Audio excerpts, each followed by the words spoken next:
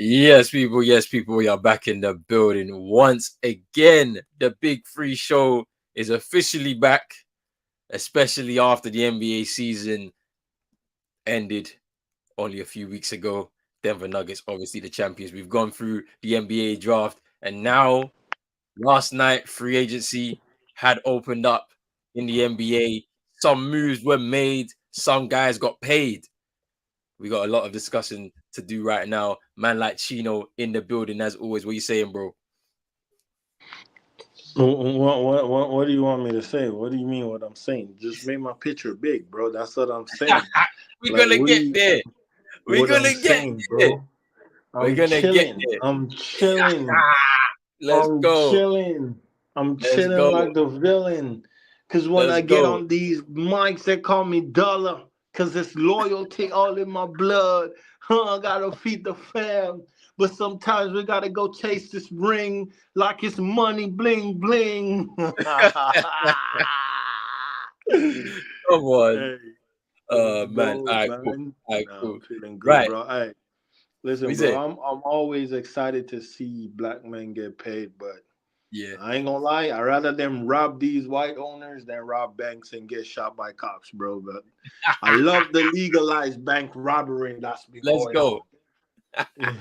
I love it. Hey, hey, man are getting paid, man, and you love to see it. I can't lie to you, man. You be some of these guys You know who undrafted. ain't bro, Tyrese Ali, bro. His extension is bigger than Bam and Tatum. What they got as rookies, bro. Yeah. Yeah. Melo got paid today too. Lamelo, Lamelo got paid today too. Yeah, we're gonna discuss all Desmond of this. Bain, Desmond Bate, yeah, he Desmond got his rookie Bain. max. He got his rookie max. We seen that. Look, there's a lot to discuss. There's a lot to discuss in it, but we're gonna get into it. People, if you're in here right now, we appreciate you.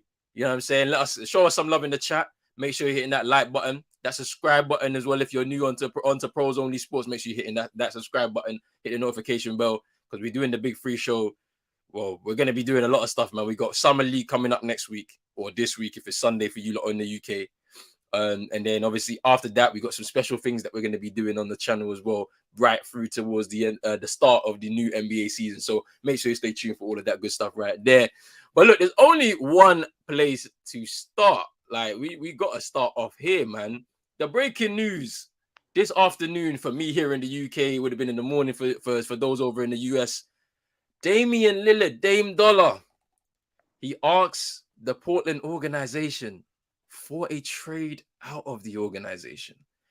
And like, I mean, I'm going to give Chino the platform because he has to speak about this because there's been so much speculation and so much chatter around whether Dame Lillard will be asking out of Portland and what is he going to do? Is he going to stay loyal to the organization? He wants to win a ring. Where does he go? A lot of options, but he looks like he's chosen his option right now. And it's going to be it is gonna be actually what am I doing?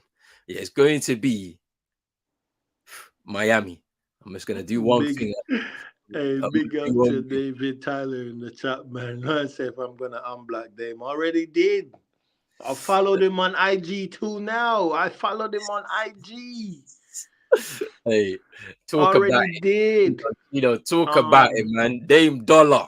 What are you saying? So here's the thing. Here's the thing. There's a lot of speculation, right? About there's a lot of people like after game two, what he said after game two Hmm, was like, "Oh, Miami, Brooklyn." But if Miami win the championship, no, I'm not going there. And then Miami went and dropped three, and people started speculating, did they do that? Blah. hmm, I don't think so because you can't give up a chance to win a ring to bring a guy in for maybe you could say, oh, that's look like that's three rings if we bring him in. That's a hmm, possibility. You are already in this position. So I don't think so. But um when Dame said those things, a lot of Heat fans is like they got scared for the KD thing and hmm. the what's this called, the Utah with Donovan Mitchell thing. Yep, Yeah, yep. D Wade laid the groundwork, but there's literally like boiling blood between Pat Riley and Danny Hmm, Ainge. That deal was never gonna be easy because What and I come to find out, Miami was trying to keep Tyler Era out of that deal Mm, for Donovan Mitchell, which makes no sense. Like mm, Miami always trying to lowball people. mm, And to speak about this Dame deal, the only thing that messed this deal up is the Miami Heat and Pat Riley, mm, because I feel it's done. The deal is done. Like the Nets, Dame is the Nets on Dame list is 10%. 90% is Miami. Like I want to mm, go to Miami. Jimmy been recruiting him. Bam been mm, him and Bam talk every day. He said that mm, on the podcast. Bam's my dog. We talk every day. And to go back to the KD thing too, with KD when Miami was in there, and I'm like getting gas about it. But I really wasn't, because if you remember correctly, I was telling you guys and I was telling people, any guy Miami is gonna get through Bam is not KD, because yes, KD and Bam is close or good friends, mm, but KD is very close to Devin Booker. That's who he took under his wings as a little mm, brother. Dame took Bam under his wing as a little mm, brother. If you look at Team USA, Dame mm, and Draymond Green, them the two that was with Bam every day mm, as little brothers. Like that's their little brother. So I know them two is really close, and that relationships right there, like D Wade say, people, relationships is important in this business in the NBA. mm, I 100% believe if D Wade was still in Miami, we mhm. wouldn't have problem getting stars because people love D Wade. Like, Yeah. um, so I feel like this deal is done, bro. Let's just see the hold up right now is Miami finding a team for Tyler Hero. Mm, And what is that team willing to give? The minimum that team have to be willing to give is 2 first-round picks. That's the mhm. minimum, because Miami only have two right now. If you Yep. want to call him Jovic, that's three. Personally, I don't want to move, but I feel like he's going to get moved because they just Mm. signed the rookie. The rookie that they drafted, they signed him today, which makes no Oh, sense. okay. If you're gonna, unless they think, okay, this guy's ready now, and we trade Jovic Mm. to Portland. Um, but the more a lot of Heat fans when Bradley Beal was gone, bro. They would message each other, and I told you, like, I'm chilling, I'm calm, like Dame is coming. But That's yeah, all my friends. They're like, Bradley Beal said Miami. Why didn't we go for him? I'm like, bro, no trade chill clause, out. right? I'm He had the no chilling. trade. Dame is He had the no coming. Like, trade. He had a no trade, so he could choose where he wanted to go, yeah, essentially, he right? chose Miami. He wanted Miami or the Oh, Suns. he did. Miami Oh, just yeah, didn't. Yeah, Bradley Beal yeah. wanted to be in Miami. Miami Mm, just didn't engage it. Like all the mm, media came out with it. mm, Miami focuses this guy right now on our screen.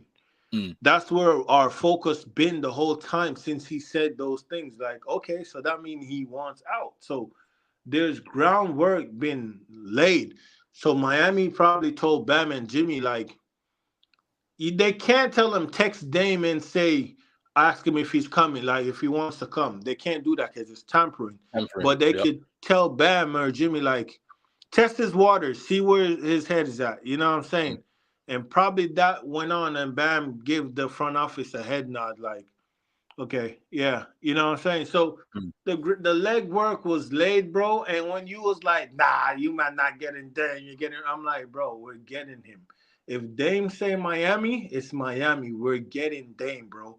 Miami Yeah. just have to find ways to make it work. And last night was when I was like, I was 89%. Last night was when I had that other 11%, because that 11% was Dame playing around. But last night I knew it was ready when Miami traded off Oladipo contract off the books Yeah. to OKC.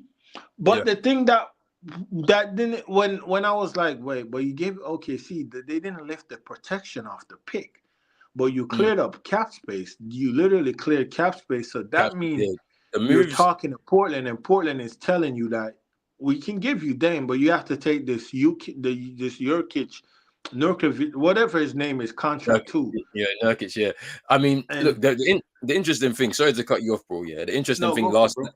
the last night, yeah, the moves that you were making. Obviously, you obviously didn't offer up enough for Gabe Vincent, so he goes to LA. The same Bye. with Max Juice. The same with Max Juice. He Bye. goes to the Cavaliers, and then obviously, as you mentioned, with Oladipo's contract as well. moving his contract on. It cleared up all this cap space, and it kind of set the stage for Miami about to do something big. They're gonna bring in their star to play alongside Jimmy and Bam, and it was gonna be time out. And what did I say to you last night when you tagged me on Twitter in the game going to LA? What did I say to you? Booyah time. Did I not reply with that? And who Miami signed today to a 2-way contract? Jamari Bouye. Trust me. Bro, Miami have these undrafted guys lined up and ready. But go ahead, finish it. Like, I'm not worried about Gabe and Shoes. I'm not. I mean, no. I'm not saying that. I think what's interesting about this one is like, right, so obviously Dame is asked out, but then we get the Blazers front office coming out with this, right? So they said, so Joe Cronin says, we have been clear that we want Dame here, but he notified us today that he wants out and prefers to play somewhere else. What has not changed for us is that we're committed to winning and we're going to do what's best for the team in pursuit of that goal. And then Woj says that the front office, talking to the front offices in Portland today, he was left with the impression that the GM, Joe Cronin, is pursuing a star-level return package for Damian Lillard, and that Cronin plans to look well beyond Miami Heat to find one. They're lying. They're lying. Listen, but my question to you is, what is Miami giving up, to gain Dame Lillard? So obviously you're throwing Tyler in there, right? So give me the rest. Okay, so here's the thing. That GM is lying because this morning he through Woj, he tweeted that he wanted when he told Woj to say it was the Clippers, Nets, and when he said the Clippers, the Nets, and Miami, that's what he told Woj. They're looking for a young star in return. That's what Woj tweeted this morning, like 7-8 hours ago, right? Now he's changing when Dame tweeted out through Chris Ainge and Shams that it's only Miami. Whatever Shams and Chris Ainge is saying, that's coming from Dame Lillard and his agent. Whatever Woj is saying is coming from Cronin. That's his mouthpiece. So it's a PR battle in the media. You know what I'm saying? So him saying all of this, he knows he's trying to save face because the fan base, right? Okay, what are we getting for Dame? Oh, when Woj released that now, when they trade for Dame and get 5 first-round pick, Kyle Lowry expiring contract, Duncan Robinson, get Jokic off the book and get Dame's off the book, blah, blah. You know what I'm saying? Free up money for them to be flexible next year and all this. They could say, well, we tried for a star player, nothing was available. They could say that because Woj released that they start. And then Tyler Hero, they send Tyler Hero to – Tyler Hero is not going to Portland. Their guard depth is set. Yeah, Scoot. It's going to be Scoot, man. Scoot's going to be leading. It's the Nets or the Spurs. Whatever those two teams have to offer. So it's going to be a three. It's going to be a three-team trade. It's always been. It's always been. I told you this. The Portland Trailblazers don't want Tyler Hero. And especially them taking Scoot. If it was Brandon Miller, there could have been a possibility. But Tyler would have. Scoot. So they're not gonna want Scoot. I mean, Sharp, ball handler, will get bucket. Scoot, ball handler, get bucket. Simons, ball handler, get bucket. And then they signed 2 guards, and they drafted 2 guards, Chris Murray and another one. Chris Murray get buckets. So and Ryan Rupert as well, the Frenchman. So you know what I'm saying. So there's a lot of guard. The guard depth is strong up there right now. So I don't think they want Tyler. The Nets like Tyler. I know Utah like Tyler. The Nets have the 11 first round picks. Maybe the Nets. Tyler fit the Nets timeline. Dame don't. That's the thing. Dame the player fit. Dame the player is the net. Bro, anybody would love Dame. Anybody. But the age does not fit the Nets timeline for what they're trying to do, for what they're trying to recover from. The KG Paul Pierce, Joe Johnson mistake, then the Kyrie, KD, Arden mistake. They just recouped some picks from those. They have a young player, Mikael Bridges. They just signed, who is a 3. They just re-signed Cam Johnson, who is the 4, young player. They have Claxton, young player. You know what I'm saying? Cam Thomas. You know what I'm saying? Yeah, Cam Thomas, who is a 1-2. Now you bring a Tyler Hero in. He fits in. Makes more sense. Yeah. He fits in with that group, with the young core. You have him. He's on the contract for the next 4 or 5 years. 4 years restricted free agent. You have him locked up. Yeah. You know what I'm saying? So this is going to be interesting. If he ball out, you can still move him again. If he's working and one of the guys, Mikael or Cam, like not working, you move them for asset. Young players again move. So he fits the Nets. He fits Popovich with, Wembanyama. Popovich get a guard that he loved, the type of guard that can drive, float. Tyler can get down and float. He doesn't really put pressure on the rim like Tony Parker did. Tony Parker was drive and float. He didn't really put much pressure on the rim. Just a silky offensive player that Pop can develop to work that 2-man game with Wembanyama. So those are the 2 options right now. The sleeper in it would be Utah for me, but that's it. So to answer your question about what the package would look like, the package would look like Tyler going to one of those 3 teams. We get 2 to 3 picks or a swap. So we get 2 to 3 picks, reroute those picks to Portland with our 2 picks that we have, and then 2 pick swaps. So that's 6 first-round picks. So 2 pick swaps and but this is Dame, so it's worth the 6 now. Rudy Gobert worked for them. We've seen the bar. The bar is high when it comes to it's high. I mean, that's the market though. Yeah. Jay Crowder was traded from the Nets to the Bucks for 5 second-round picks. Second rounds, yeah. You know what I'm saying? But yeah, so what's big up, man? CM, welcome, man. I like CM in the building. What are you saying, bro?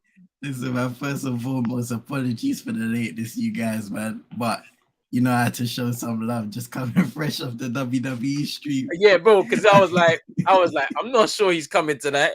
You know what I'm saying? It's WWE stream. I know that they can be a bit lengthy, you know what I'm saying? Hey, listen, man, the work doesn't stop, and a whole heap of stuff has been going on in the NBA. So it's always a vibe with the man. So big up. Come on, big up to man like CM. Hey, make sure you hit in CM22 for any wrestling content, some of the NBA stuff, and then obviously the main channel, CM22 ENT for the United Twins. Obviously, we're going to be starting back up, new season coming very, very soon. So I know there's going to be some stuff cooking over there. So make sure you go over there, subscribe, you know what I'm saying, show him some love there too. Before we move on to the next topic though, CM, what is your thoughts on Dame finally asking out of Portland? Because we've been talking about this, man. So I want to hear your thoughts, bro.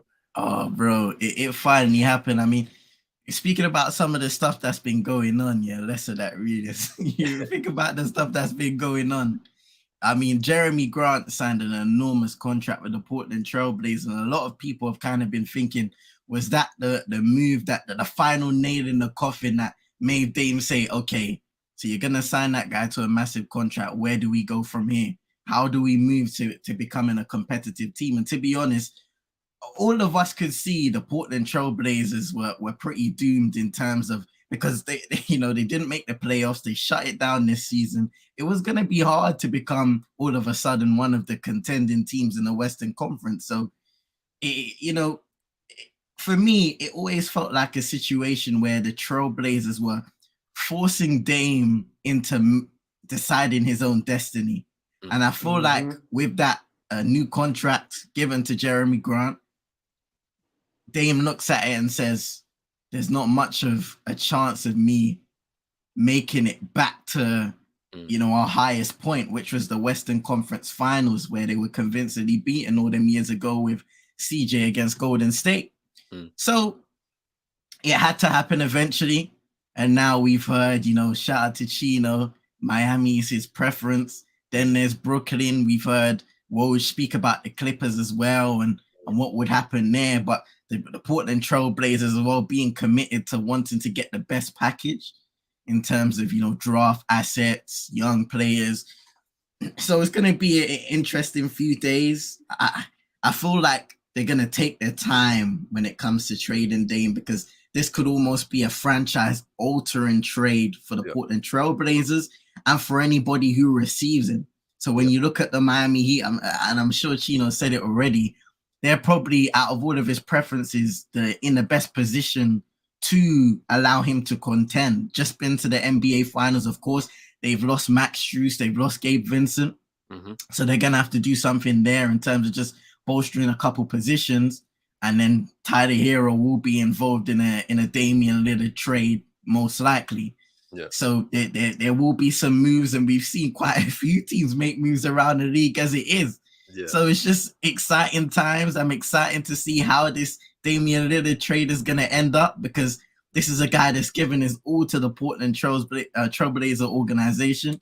Yeah. And, I've been seeing people on Twitter say this is the one guy that if you ask for a trade, we wouldn't complain, because he has tried, he has stuck it out after many, many years, even after CJ was traded, to the New Orleans Pelicans. He's tried to mentor the likes of Anthony Simons and co, but it just hasn't worked out. He's at the point of his career where you need to win. You don't know how many more years you've got at the top. And of course, his style of play is very translatable for guys that are, have the ability to play long into their late 30s, for example, mid or late 30s. Yeah. But you just never know what happens in your career. So you need to take advantage. And he's coming off arguably the best season of his career. So how many more seasons can you do this in a team that is definitely not contending, not in a position to take you where you need to be? So now is the perfect time. Yeah, I mean, look, to kind of sum it up, right? I just feel like whoever is going to get Dame, and if it's going to be Miami at this point, they need to be able to give something enticing to the Portland Trailblazers. Obviously, it's not a big market, so star level kind of players aren't going to be going there. They've got themselves a potential all-star player in Scoot Henderson. What they need to be focusing on is, in the next 3, 4, 5 years, can they have, picks that, they can pick up guys, good level players in the drafts in the coming years to be able to become a competitive team in the West in 4 or 5 years time, and as Chino mentioned, they did pick up a couple of good guys, well, a few good guys, to be honest with you, in this NBA draft. And obviously you got Scoot, Ryan Rupert, and Chris Murray. So, it's going to be interesting to see how they kind of gel into the team alongside the likes of Shaedon Sharpe. Obviously, Jerami Grant has signed his contract now, so he's locked in. I mean, I wonder what's going to happen to Yusuf Nurkic, to Nurkic, sorry, because I wonder if he's going to want to stick around, because he will be thinking, hey, we've lost. Nah, he's in the package. I'm literally reading. He's in the package. Yeah, Yusuf Nurkic could be packaged with Damian Lillard in the trade package. Chris Haynes. Because what's interesting? That's Dame's boy too. So I don't want him in Miami much. Because I was thinking before because obviously the Rockets were in the market for a center, and obviously they brought in Jock Landale. I don't think that's gonna be their starting. Oh well, it's a backup. Şengün is their starter. That's what I'm saying. Şengün is their starter, so they brought in a backup in it. So it's I was thinking, like, because obviously because Şengün was going to be the backup if Brook Lopez was going to be the guy that it was going to bring in, but obviously he's re-signed anyway with the Bucks. So, it's going to be interesting to see how this all unfolds. It's going to take time. I don't see it happening so quickly. There's going to be a lot of mulling over what the best package is going to be. Why is David there tweeting "Life is beautiful," bro? Shut up, bro. Bro, this trade is gonna be. Allow the man to get married this weekend, man. Hey, innit, bro? Like, he's getting married. Please, yeah. I thought he'd been married. Nah, he's getting married. This is the marriage weekend, fam. So these men been having unmarried sex. Yo. What is going on here? What is going on here, fam? Listen, bro. It doesn't But matter look, what but look, religion you but support. look, It doesn't matter what but look. religion you support. You have to be married to have sex, big man. Every religion, Hey, big fam. man. You know. Zion didn't take the memo. Hey, bruv, he didn't Oh take no, your advice. he is his religion is the school of prostitute, bro. Yo, He's yo, disgusting. yo. No, All right. but no, listen, real Hey, quick, hey, wait. off track. No, real quick, off track. The whole time, bro, Mariah Mills was blowing up man Twitter, bro. Elon Musk didn't decide to do what he did today, bro. That whole Brother. time we have her when we were like, yo, can I stop seeing her tweets? He didn't do that. Now he want to shut down Twitter talking about testing something, bro. He should have been tested it on her, bro. Bro. Like, what are we doing, bro? Bro, Adam Silver had the black vehicles outside her house and made sure she shut that down, fam. So, you know what I'm saying? But hey, let's move on to the next topic. Kyrie Irving signed his 3-year, $126 million deal to stay at the Dallas Mavericks. Now, what do you, man, think about this move? I believe his mother was the agent in this one. Oh. So she becomes the first black woman to negotiate and complete an NBA contract. Congratulations. So congratulations to him and the family, for securing the deal that he was looking for. Because obviously at the time we didn't know what Kyrie was going to do, because I'm sure there was meetings being taken with a number of different teams. Of course, we know how the NBA works and when it comes to salary caps and all of that. And so, it was going to be difficult for him to move anywhere other than the Houston Rockets as the state of play was the beginning of yesterday. Mm-hmm. However, he's decided to stay in Dallas. What do you guys think of this move for Kyrie? Because there was talk of him saying that this next contract that he signs is going to be somewhere where he's going to call home in the NBA. He finds himself with the Mavericks at this moment in time. Obviously, we know about their situation and what Mark Cuban said that he wanted to do with Kyrie Irving coming in to pair him up with Luka, to give Luka the best opportunity he could get to be able to become a champion. So what do you, man, think of this move for Kyrie Irving? Well, it's like you said, bro. It's an interesting move, but most likely for Kyrie. I saw a little report regarding him, and you take these things with a pinch of salt, saying the next place Kyrie signs a contract, he wants it to be his very last.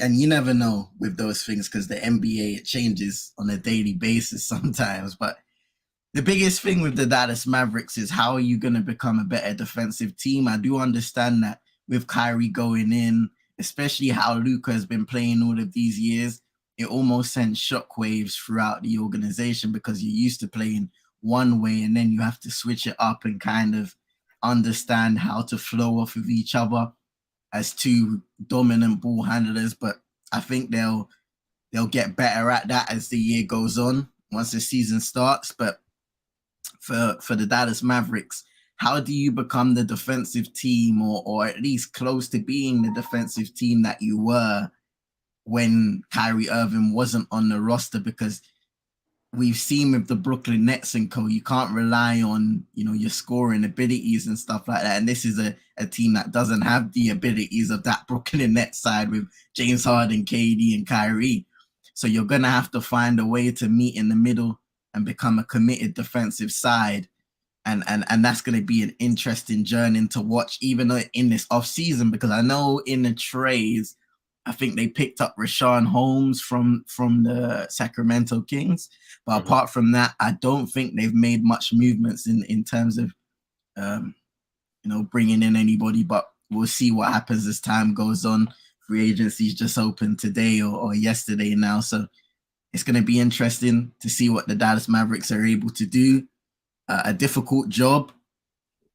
And yeah, congratulations to Kyrie Irving on getting paid once again. He's a phenomenal player when he's on song. Luka Doncic as well.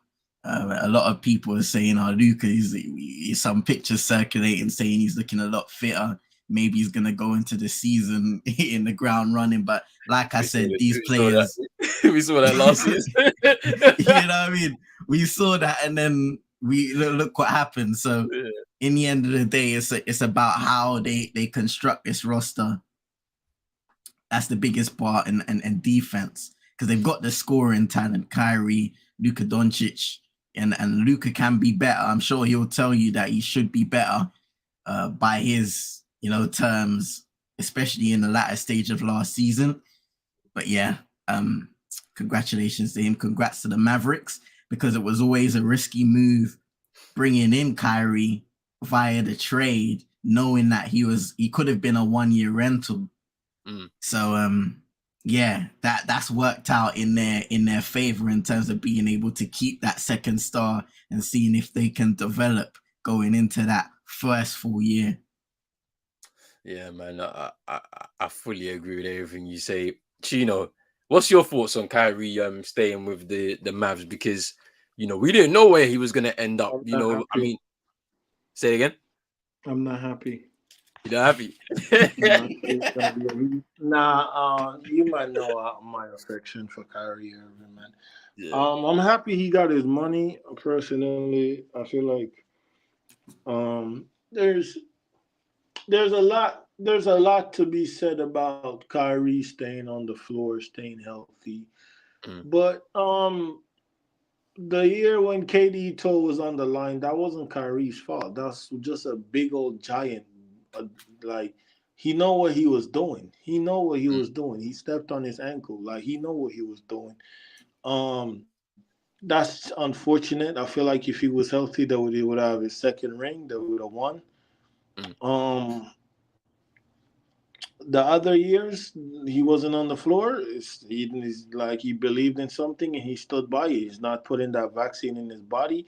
No matter how you feel politically about it or religiously about it, it's what it is. We are all human. When it comes to the point where we're free until the government say, are we really free? So he said he don't want it. He don't want it. He should have been able to play. I believe that. Then he posted, he posted something that a movie off Amazon. He's not the writer, he's not the creator, he's not the director. He posted a film off Amazon. They ate it up. They probably looked at the one message Kyrie, the part of the message that Kyrie was talking about in the film. It was mainly about the black part. He ain't talking about the other part. They ate that up, suspend him, blah, blah, blah. Like, it's not his fault completely. He's been off the floor. Some people will say maybe it's because you're blind loyalty to him because you like the player. For one, I used to be one of the Kyrie biggest haters when his younger age, his younger days, but I come to appreciate his game, appreciate the man he's grown into, the way he talked. The flat earth thing, brother, you're on that one. I don't know. But somebody else brought that conversation to me. She was talking to me about it at work. But yeah, we're gonna set that to another day. But I feel like he deserved to get paid. The talent deserved to get paid. The injuries have not been like the Kyrie being off the court have not been the type of Kawhi PG off the court. You might know what I'm saying. It's literally the NBA and people fighting him like I just named the vaccine thing, him missing like half a season and so many games for that. That's the NBA. Like, the guy, you tell people we're free to do what we want, like, and when you believe in something, you know what I'm saying, you're going back at it like it's so that, and then you know what I'm saying, the movie thing, but Kyrie, he can succeed in Dallas. I was watching a lot of the Dallas Mavericks when he got traded there. The fit, it can work because Kyrie can play off ball very good. He doesn't mind. He can. The thing is, does that other Whopper know when to give up the ball, when to not be that guy? He has to learn how to do that. The Burger King Whopper on the other star. He needs to learn how to do that. So, because there's times where it's in the clutch, and I'm like, the ball should be in Kyrie Irving hand. It's not. It makes no sense. You know what I'm saying? It makes no sense. Whopper's throwing up shot from way out his ugly step back. Like, give the ball to Kyrie, let him dance on somebody. You know what I'm saying? So, Kyrie, it can work on Kyrie's end, and like see him touch on the defense. I feel like defense, when it comes to defense, it's a effort thing. Like CM said, the Whopper, he doesn't put effort on defense.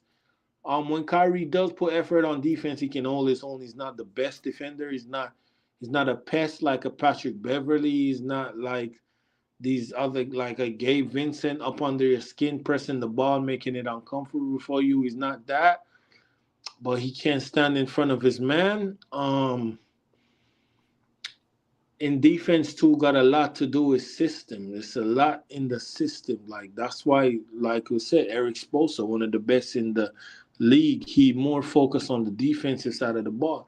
That's why he can make so many guys look good, because it's a system. You get plugged into a system, you don't need to worry about this and that. Because if you get beat right there, that's Caleb Martin's job to slide and cover you right there, cover your hat. So it's a coaching system. So that got to be from Jason Kidd's side. You know what I'm saying? A lot of that, but you can also say, well, Darian Finney-Smith, their best defender, maybe they shouldn't have give him up. You know, so yeah, I mean, it can work, bro. I'm happy he got his money. He deserved it. I think he should have got more and more years too. But you know what I'm saying? People probably thinking about the, like I said, the not being on the court. But like I already did the math and show you, man, why he's not on the court. But yeah, he deserves his money though. I hope we have Fred VanVleet on this, because he don't deserve his money. That brother stink. We're gonna go down. But yeah, that's what I gotta say on the Kyrie thing, man. Yeah, I mean, look, I'm hearing both of your points. I feel like, yes, Kyrie definitely deserves it. The last few years have, been up and down for him. When you look at the injury, in that first year when they were looking to go for that title, and KD basically having to do it all by himself, and they were just narrowly missing out on the Eastern Conference Finals. But Roland, real quick though, you said KD had to do it all by himself. What about the first year in Brooklyn when Kyrie had to do it by himself? You forgot KD sit out that whole first year. That first year, yeah. And Kyrie played that whole season. Sometimes you kind of forget it a little bit. It's true. Yeah, it's true. Recency bias, man. Yeah, it's telling true. You, bro. Media just trying to hate it, but go ahead, bro. But yeah, like, so it's not been the greatest of years for him on the floor. There's been a lot of off the court stuff that has really kind of got in his way. But yeah, it's about finding the balance between on offense anyway, between Luka and Kyrie. We haven't had a large enough sample size to be able to say whether it's going to work or not. They need time together to gel and play together and find both of their spots on the court. Now, Luka off the ball needs to improve. This is what he needs to be working on right now as they move into training camp. He needs to be a better all-around player, because it's all well and good to be doing the stuff that he does offensively, but we need him to be guarding the perimeter like a lot better than he already has, what he's shown. So we need to see more from him on that end of the floor. They're gonna have to make some moves. They have been making some moves, but I don't think they're strong enough moves to be able to, transform them a little bit defensively. There's an opportunity for a Grant Williams to potentially, come in there, some sign and trade action happening there. So, as he's a restricted free agent, and then I know there was some interest in him as well. So that might be the player that they could use to maybe transform this team on the defensive end. So let's see what happens with those kind of moves from the front office. And then once again, Chino, you hit the nail on the head with Jason Kidd. I'm looking at him very closely, because it's up to him to find the correct balance on offense and on the defensive end for this team, because it kind of like fell apart very rapidly towards the end of last season. And people were saying this is at his feet. It's got nothing to do with Kyrie or Luka, to be honest with you, because when we saw Kyrie on the floor with the Mavs, he was doing his job. Like, and the fact that, you know, it didn't translate to them even getting a play-in spot was very surprising, and it's a very alarming. And so it's gonna be at his feet, and if he's not careful, they may look to make a change if it doesn't look like it's gonna be working much soon. So let's see what happens there. But look, happy for Kyrie, gets his money. I'm happy for him. Hopefully he can, you know, get it together with Luka and they can have a fruitful season on the Western Conference. I'm not going to say they're going to do anything major because they're going to need to make some more moves within the rest of that squad. But we'll see what happens there. We'll see what happens. The Chinos just kind of lost for a minute, but we'll move on to our next topic right now. Draymond Green has agreed a 4-year, $100 million deal. It's not necessarily been signed off yet, but we will hope to get the confirmation soon. It allows them to keep that core together of Steph Curry, of Klay, and of Draymond as well. So it's going to be interesting to see what happens there. But let's get into that. Just give me 1 second. I'm going to pull it up on screen. There we go. So Draymond Green has agreed his deal. I don't know what happened to him. What happened to you, Chino? But we're gonna kick it off with you, man. Draymond Green agreeing that 4-year, $100 million deal. They retain the I trio. go first. Yeah, you go first. The trio. Why is everybody surprised? Why is the world surprised? You wanna know why? We never seen Draymond as a unrestricted free agent. So we was like, oh, so you know, like what's going on here? You know what I'm saying? Like in how many years has he been in the NBA? 11, I think it is, 11-year career. You know, he hasn't. We've never seen him in this situation before, so it kind of was like, oh, is he like thinking to go? And obviously, you look at the way the Warriors season kind of ended. Didn't they? You know the way it ended. They were out in the semifinals of the Western Conference, and it didn't look good for them. So, Roland. The thing started while Miami was in the final. When Steve Kerr went on Draymond Green podcast, Yep. He said, Dre, you know, I know what it takes to win. And guys, when we had guys that was unselfish, selfless, and was willing to put the team first, right there, we knew. With the Draymond Green and Jordan Poole thing happened way early in the years. Throughout the year, we was hearing that the Warriors is not happy with Poole, Moody, and Kuminga. They're not happy with their attitude towards winning, towards the team. They're not happy with a lot of things. It's been around. If you go look it up first, their reports. When Steve Kerr said that, and he said, Dre, we can't win without you, I said, Jordan Poole is gone. That was why Miami was in the finals. After the finals, a week, 2 weeks, then Jordan Poole got traded. Why was people surprised that the Warriors played Draymond Green? Steve Kerr showed you already. Draymond is his guy. Steph Curry. But Draymond, the Steve Kerr wants Draymond over Poole. So the GM have to do what the Steve Kerr want.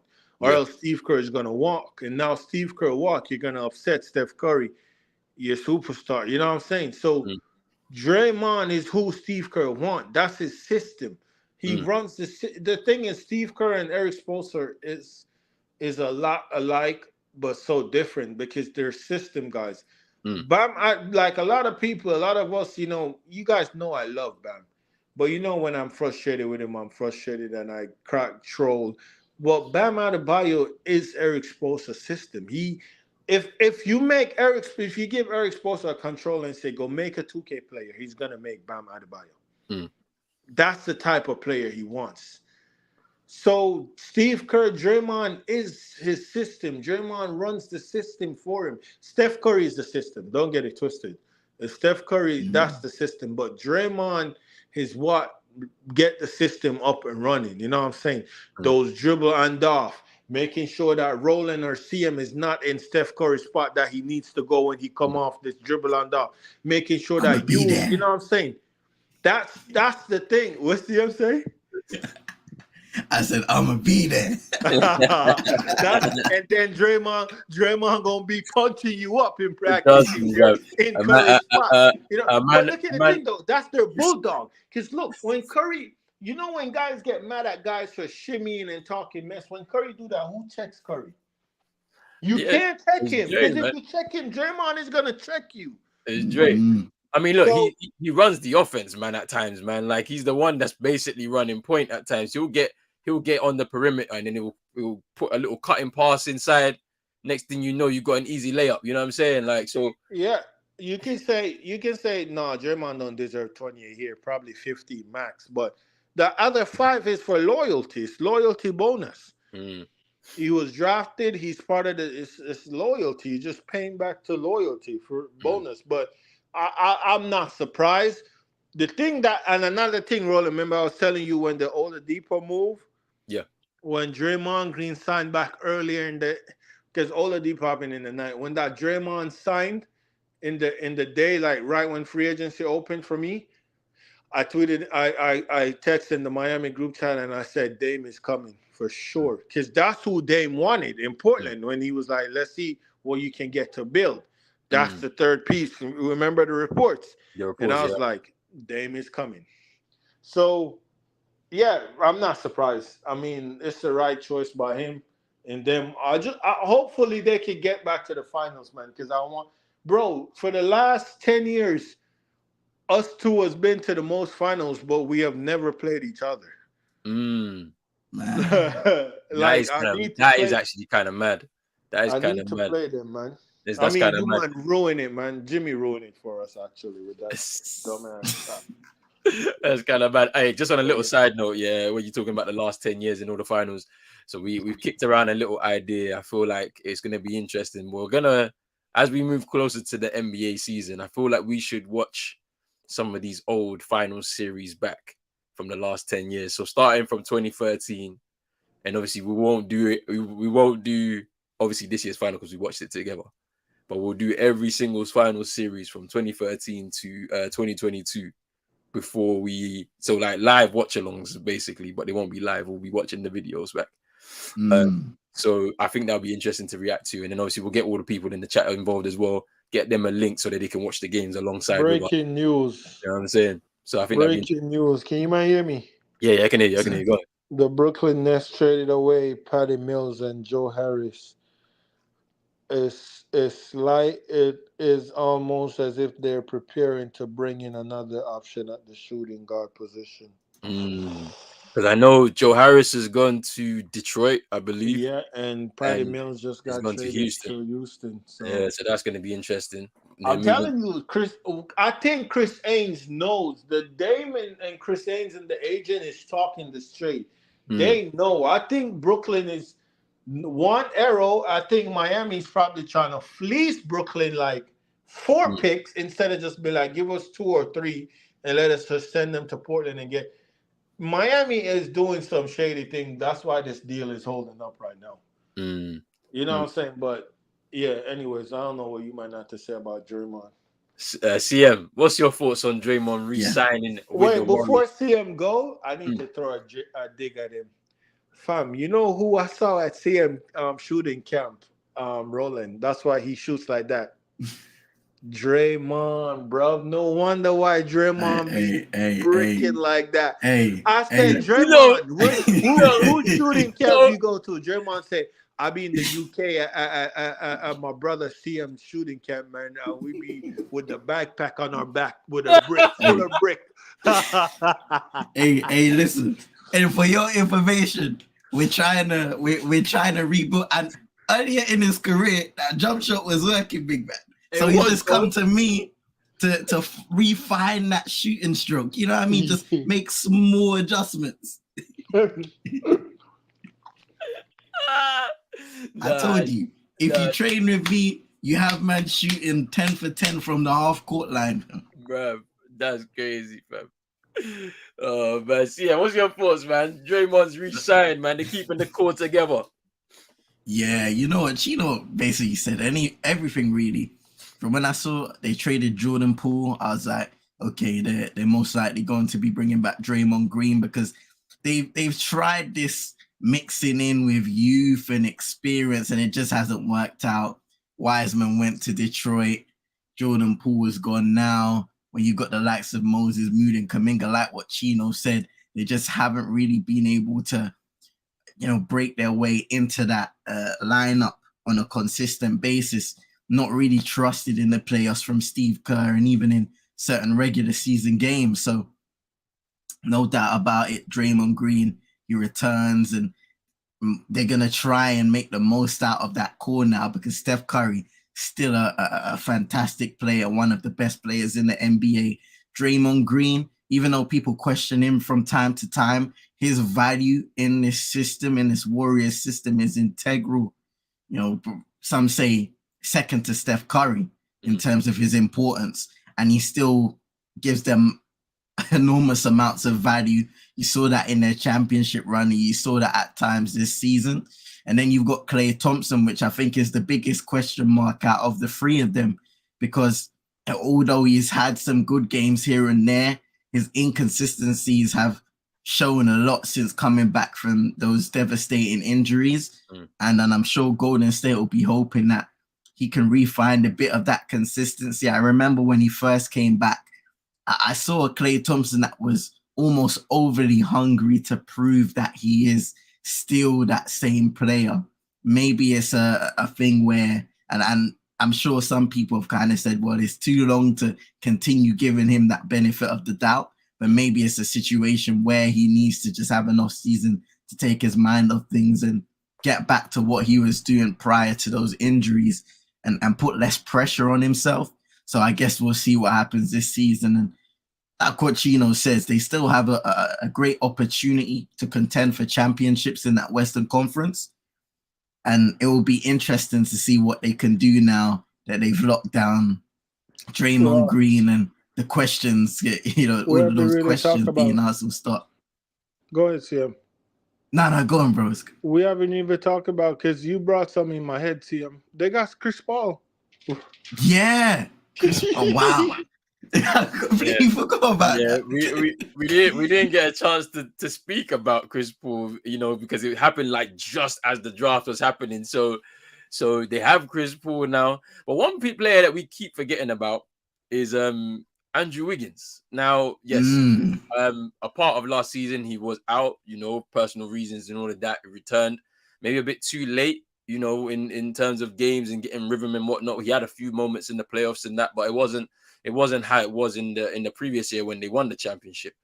A man that took less money, he's going to be crucial, I think. I mean, he's a crucial piece in terms. He should have been a crucial piece in terms of, basically leading the team in a sense with those younger players that we mentioned with Kuminga and Moody.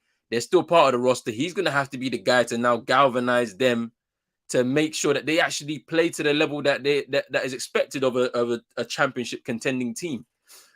Because the Warriors can't just rely on Steph, Klay, and Draymond anymore. Like it's because we saw how overly reliant on them meant that in some games throughout the playoffs they were spent.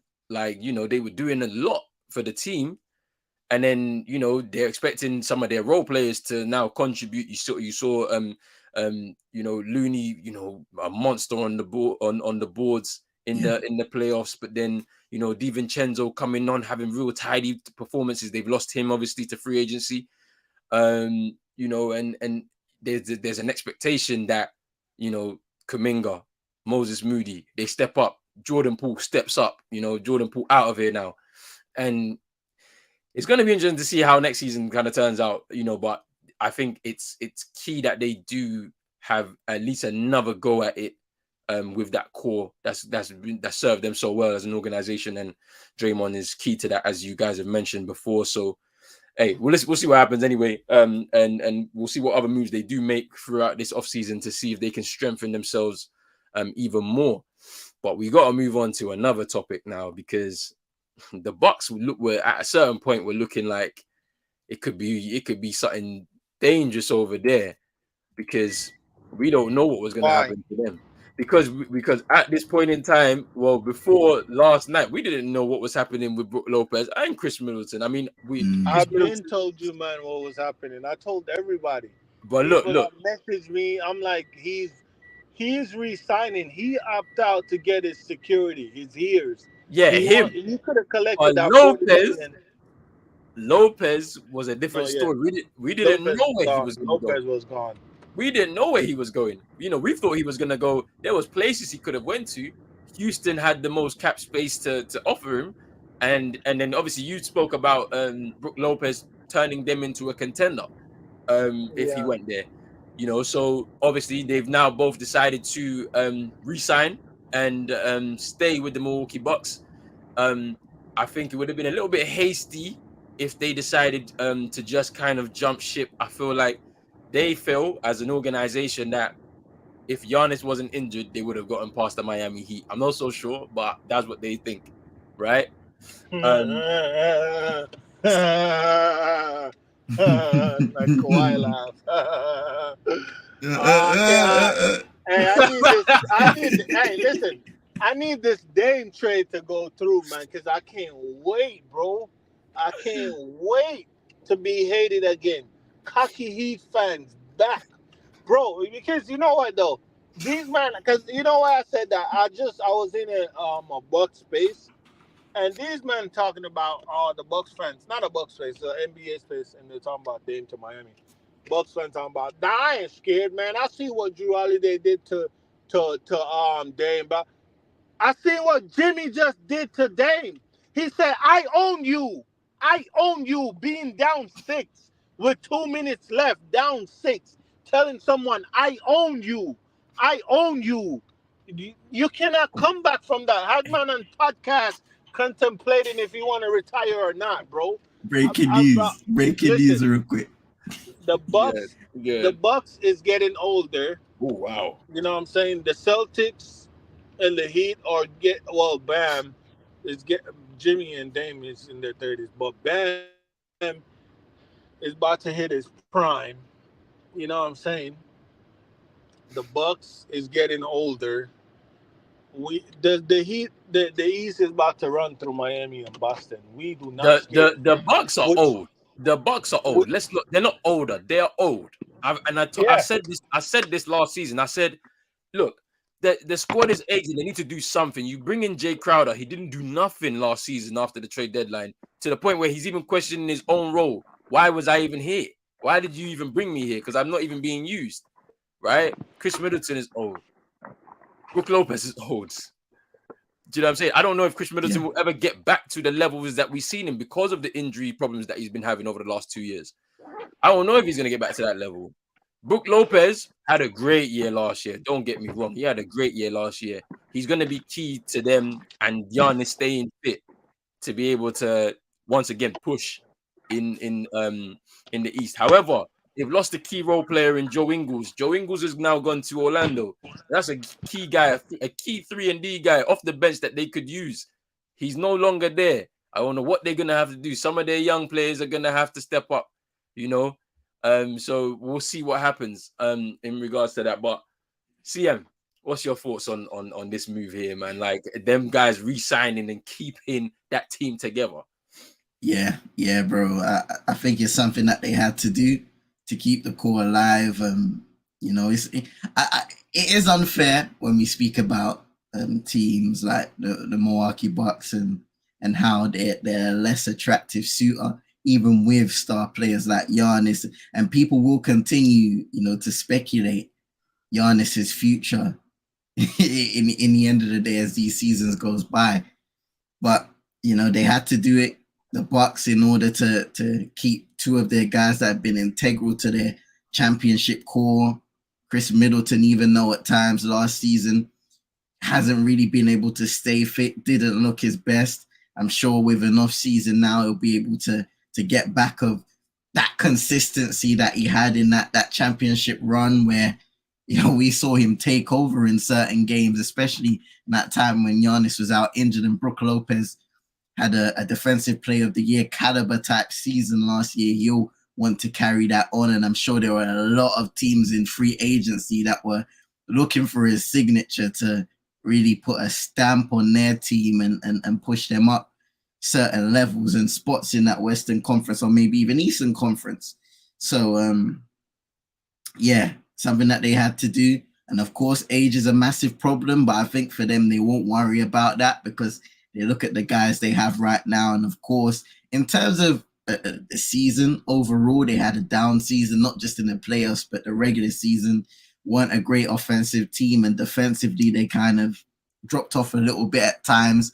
And we do see with the Bucks when they are at their best, they do rely upon their elite, perimeter defense and interior defense with the likes of Giannis helping with Brook Lopez. And then on the perimeter, you've got guys like Drew Holiday and then those rugged workers like Grey Allen, Bobby Portis coming off the bench. Just a lot of options there. So they're going to have to step it up this year, as they probably know. And bringing back those two guys is key to keeping that familiarity of just that championship core, that togetherness. I'm sure they'll be all right. Yeah, I mean, it's going to be interesting to see what happens with the Bucks, obviously, with a change of coach this year. And it's what is going to happen, because as I said, the team is aging. They've lost a little bit of depth in Joe Ingles, who I think was a consistent performer for them. Like, comes off the bench, he adds size, and then obviously at the same time, he could shoot the free ball. He could hit a corner free from time to time to get themselves out of a tricky spot. So let's see how now with these two guys retaining that core can help the Bucks this season in the East. But I for one, I'm interested to see that anyway. Now we'll move back over to the West. The Lakers, they have decided to retain the roster that got them to the Western Conference Finals last season, and have actually decided to start to fill it out with a bit more kind of depth. So we need to discuss this. I'm going to pull the depth up on the screen. Just give me 1 second. Where is it? Yeah, let's have a look here. I'm gonna just share my screen real quick. They're still trash. And there we go. So the current roster is LeBron James, Anthony Davis, D'Angelo Russell obviously signed a new deal just today. Gabe Vincent, Rui Hachimura, man like Chino's in the gym right now. Hey Chino, make sure you shoot with that form I taught you, big man. See, that's the form I taught Chino. Man like Chino in the gym early right now.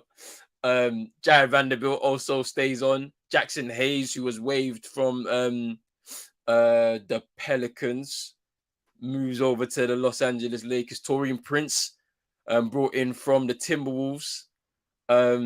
Max Christie obviously was rookie last year, going into year 2. Cam Reddish, who was also unrestricted free agent from Portland, is now moved over. Jalen Hood-Schifino, the rookie for this year. Maxwell Lewis, and then obviously they've also retained what's his name? What's my man's name? Austin Reeves. Yeah. And then D'Lo is obviously retained as well. So now you look at that roster now with a bit more pieces added in there. What are we saying about the Los Angeles Lakers moving into this new season off the back of a Western Conference Finals where obviously they got swept, but it was very interesting. What do you guys think? Bro, I'm tired. I feel like Jackson Hayes is a good pickup. Yeah. Gabe is one of the guys you represent Heat culture. Gabe, he's a Miami Heat fan from a kid. Obviously, we saw the pictures his brother post. Probably a LeBron fan too, because those years probably look like when Bron was in Miami. it's gonna be interesting to see with Gabe. Is Austin Reeves going to the 2 now? They re-signed D'Lo. You know what I'm saying? How is that gonna work? How is that gonna work with Gabe? Is he coming off the bench? For him, I feel like he wanted to go home. So kudos to that. He's from Santa Barbara. That's pretty close to LA. He got paid as well, man. He got paid. You He know what I'm got saying? paid, They man. said Miami offered him 4 years, 34, 34, yeah. but he took 3 years, 33. So, I mean, 11 mil per year instead of 8.4 per year. Yeah. I'll take that. I mean, you have the 1 year, you have that 1 year cushion. You get an extra year, but and then Florida no tax, LA tax. Blah. It's what it is, though. I mean, we're gonna miss Gabe, but it's Heat culture is the next man up. Like next man is Jamari Bouye. So yeah, the Lakers have some good pickup. Ru Achimura, getting him back on that deal is pretty good for them. I'm excited for Haynes. I want to see what Haynes bring. They brought in Torian Prince. That's a good pickup. Cam Reddish. Yeah, Cam Reddish is a guy I wanted on the Heat because I trust Spo to get the best out of that talent. There's a talent there. He needs to be waking up. He doesn't look like he wants it when he's playing. I trust our system, our coaching, our culture more to get that out of him than LA. I feel like he went there because of the clutch sport, Rich Paul, agency, LeBron James, clutch sport. That's what I feel like. Yeah, they have good pickups, man. D'Lo, yeah, there's no market for him. I feel like he was looking for probably a bigger contract, like a 4-year, $90 million, something like that, around that. But he ain't gonna get that. You know what I'm saying? So he just had to take what he get. And then they re-signed Austin Reeves, who I think is a plan. But yeah, I don't know what you man think. I don't know. It's a lot of pickups, but as we all seen in sports, a lot of pickup doesn't mean it moved the needles. Have you picked up that one that's going to move the needle? Picking up a bunch doesn't move the needle necessarily. But so, the thing that's different than the way they kind of, they went, because they're kind of trending the right way this time by doing what they're doing, because the Russell Westbrook trade was, once again trying to pair 3 superstars together and let's go for the ring, and then they ended up signing all of these vets, and it just didn't work out. And then obviously what they did at the trade deadline, which made them, I think they went 18-6 or something like that after the trade deadline, kind of put them in a good position. And then obviously they was able to fight through the play-in and get to the conference finals. What they're doing now is once again filling the roster with good young talent, proven in the league, and they can add little pieces here and there to come off the bench and contribute. You bring in someone like Gabe Vincent. This is a guy that undersized guard, but he's got heart, so he's gonna be just giving you everything. He's gonna leave everything on the floor. He can shoot the free ball, so you've got somebody there. And I don't know if he starts ahead of Russell. I don't think so. I think Gabe will come off the bench. However, he can run that second unit, and he's going to do it pretty well, on offense. And I think, people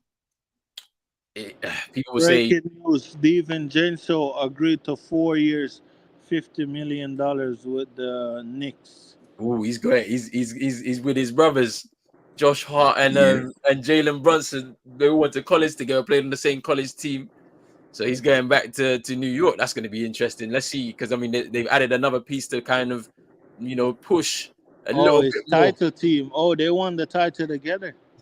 Yeah, it's the title team. Yeah, they won the title together as well. So they're gonna try and see if the Knicks can push a little bit more in the East. We'll see. But I like the makeup of the Lakers roster, man. Like it's gonna be interesting. Like, yeah, Chino, you hit the nail on the head. Jackson Hayes, a nice little talent there, man, that he had at the Pelicans, just wasn't able to, keep it up, I don't think. And now moving over to LA, let's see what Darvin Ham and that coaching stuff can do to kind of nurture his talent a little bit more. Cam Reddish needs a restart after so many moves over the last few years. Maybe LA can be his home and he can really show the league what he's all about, because I think there's talent there too.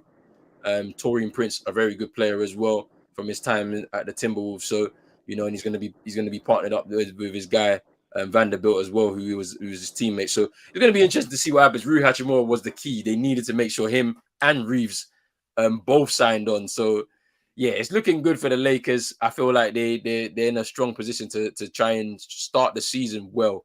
You know, when you compare it to last season where they had a very poor start. CM, what's your thoughts, man? Yeah, you know, the Lakers have added on to the roster that gave them a lot of success in the second half of the season. I think guys like Cam Reddish, like what Chino said, I've been high on him at points of his career because I've seen the skill set that he has the potential to produce in the NBA, but for whatever reason, even when it seems like he's on the upward trajectory, he hasn't been able to capitalize on that and take advantage of those tools that he has in terms of, you know, the height, the length, to be a pest on defense, his shooting ability, and he has the skill set to also put the ball on the floor.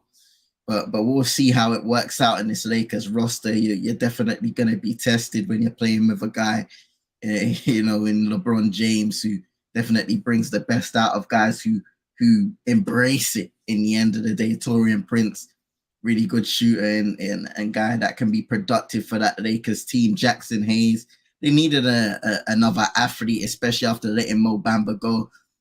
And he didn't really contribute a lot on that Lakers roster anyway. So Jackson Hayes hopefully will be a little more available because he has had injury issues here and there, especially in his time in New Orleans Pelicans. So we'll have to see what happens. But he's an athletic guy who can, you know, get up and down, block shots from time to time. Just needs to, you know, make his game a little more well-rounded, but he can be a decent contributor.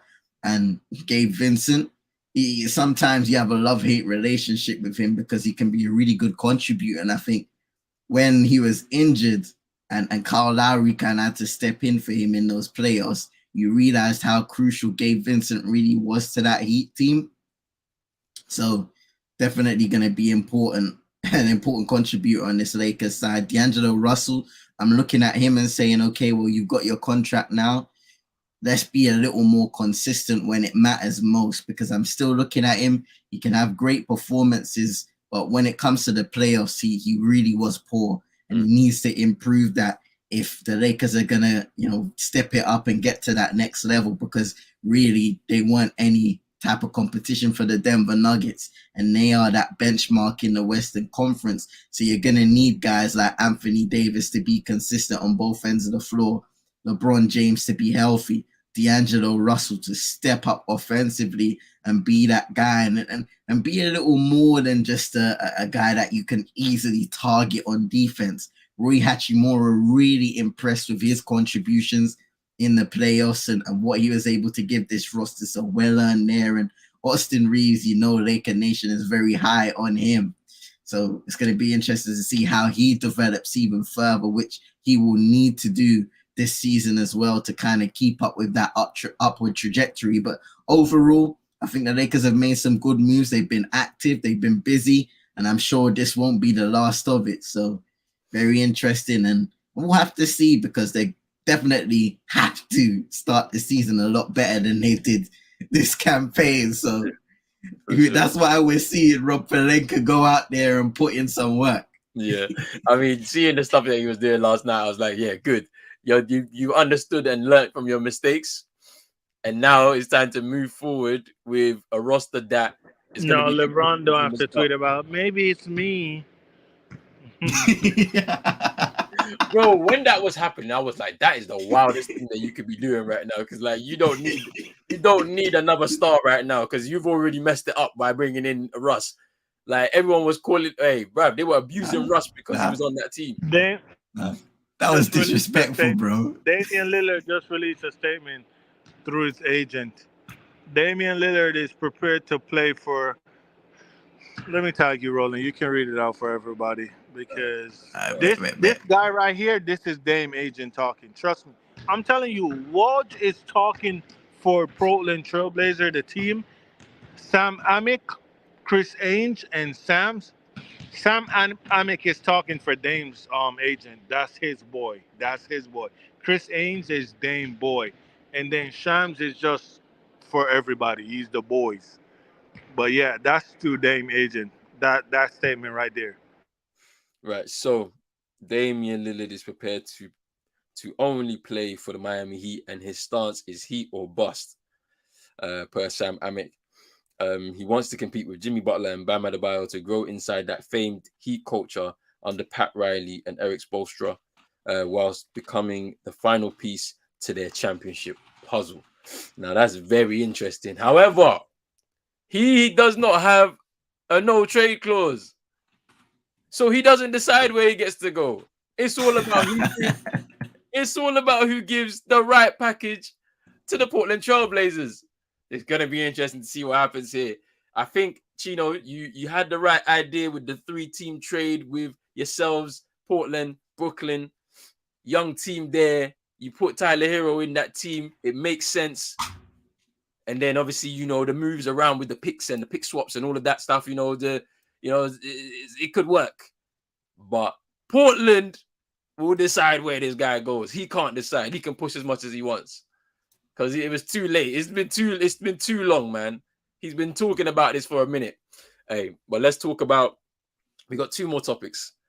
We're gonna talk about the Suns next. They've added some depth. We were wondering, what were the Suns gonna do? Were they able to add some depth to that already stacked team? A lot of money has gone into securing them 3 stars for the foreseeable future. And they didn't really have much room to maneuver going into this new season. So I wonder what's going to happen. Let me put this on screen because they've added in a few key pieces as of last night. So let me share my screen right now so you guys can see that on there. I don't know if people can see that. Let me zoom in. There we go. So they've retained or re-signed Josh Okogie, Drew Eubanks, Damian Lee also retained or re-signed, Keita Bates-Diop, Chimezie Metu, and Yuta Watanabe signed for them as well. So they was able to fill out that roster a little bit more. So alongside the likes of Campaign, who else? I mean, Torrey Craig is a free agent currently right now, so I don't know if they're going to bring him back. He may be looking to move somewhere else. Who else stayed on for the Suns? I'm trying to think. I swear their team was actually just like KD, Book, Beal, and Campaign.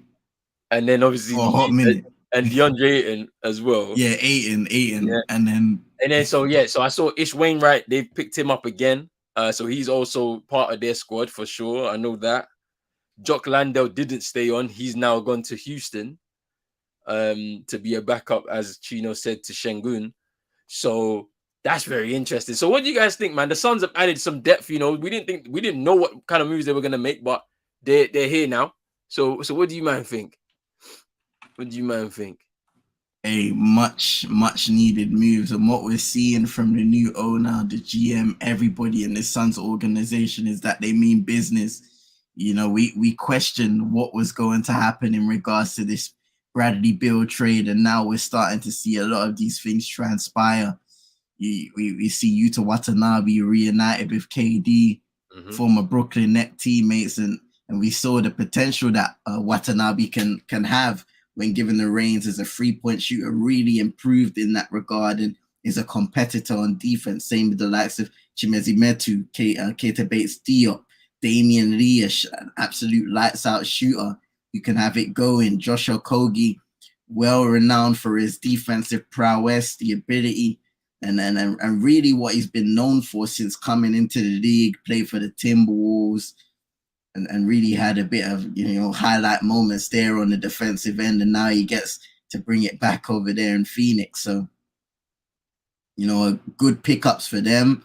When you have the offense, you need to focus now on making a well-rounded team of guys that can shoot the free, that can play some defense and give you a bit of versatility on all levels on the perimeter and inside the paint. It's still going to be interesting for me to see what happens with DA, because I know Monty's gone now. So that's, they're not butting heads anymore. So maybe the issue's gone. But in terms of DeAndre Ayton, there's always been an issue with him being inconsistent. There's certain guys in the league where when you look at them, they have a mindset where they just want to go at it all the time. And with DeAndre Ayton, as much as I'm a fan of him as a player, there is a part of him that disengages at certain points of important moments. And that's going to have to change in the development of him as a player and as a star, because I think Phoenix in certain situations will definitely expect more from him in terms of his rebounding, in terms of his scoring output, and especially his defense. And he hasn't been able to do it at all times. But overall, Phoenix doing a great job to fill out that roster with valuable guys that can do a multitude of jobs. Let's see what happens as free agency continues, because it's crazy how much has happened in one day. One day. I mean, come on, like, big up to big task at hand. DiVincenzo, obviously, going back to New York, man. It's going to be interesting teaming up with Josh Hart and Jalen Brunson as well. Chino, what's your thoughts, man? Suns adding the depth, man. They desperately needed to be able to make themselves competitive in that West, because they were looking a bit light. Man, like Chino, he's back. And Chino's hooping, man. He's back hooping. Oh, I got the rebound. Look. Inside. Ooh, hey, easy money. Making full screen right now. That's easy money. Easy money for Chino. Hey, this is barbecue chicken, fam. Look at these guys that's guarding him. Easy. Free brick. Grabs the rebound. Look at that. And they say finish. That's it. Strong. Finish strong. Hey, this is lit, man. Look. Chino hooping right now in the afternoon.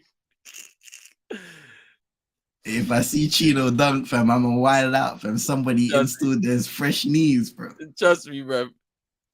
Man got them Inspector Gadget knees, bro. go Gadget knees, bro.